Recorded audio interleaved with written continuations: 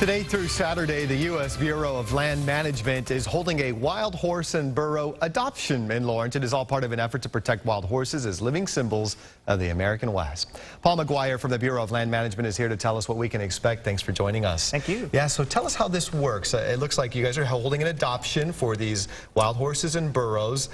Where do you round them up? And if people are interested, where do they go? Sure. These horses actually are horses that we manage on the public range out west in places like Nevada, Wyoming.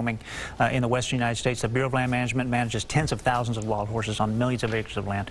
We have to keep those populations in check, so periodically we remove animals from the range and we bring them around the country to places like Lawrence and offer them to the public for adoption. So is someone adopting a wild horse, is there a fee attached to it? What's the process? It's a pretty simple process. There's an application that you fill out on site, basically just telling us about your facilities. We want to make sure you have adequate facilities to give the animal a good home and a proper care and feeding plan in place.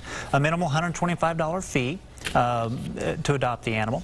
You take the animal, you keep it for 1 year. After 1 year, you can actually receive your ownership title to it. Okay. During that 1 year, it still belongs to the government. So we're going to send someone out there to look in on it and make sure it's being properly cared for. Are they easy to train? They're wild horses. They are actually, and this weekend will be a great opportunity for folks to come out because we're going to have a professional trainer on site who's going to be working with some of these wild horses just to show in a free clinic for the public to see what can be done with these horses in a short period of time to get them gentled and ready to train. And so why not just leave them out in the wild and let them roam free? I mean, it is a symbol of the American West. That's a question that's often asked. If we were to do that, horses would very quickly overpopulate the range to the detriment of the range as well as the horses. And the public lands have to be managed for a wide variety of purposes, horses being one of them, and we have to make sure that there's a balance there.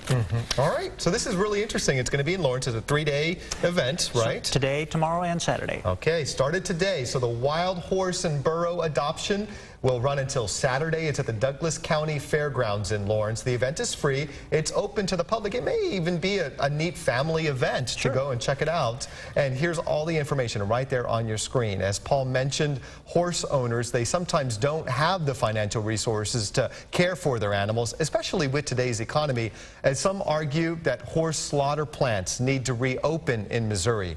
Keith King actually traveled to a part of Missouri to meet with members of the Missouri Wild Horse League to find out what they'd like to see happen, and their answer might surprise you. He digs into the hot button issue. That's tonight on 41 Action News at 10. We appreciate it. Thank you. All right.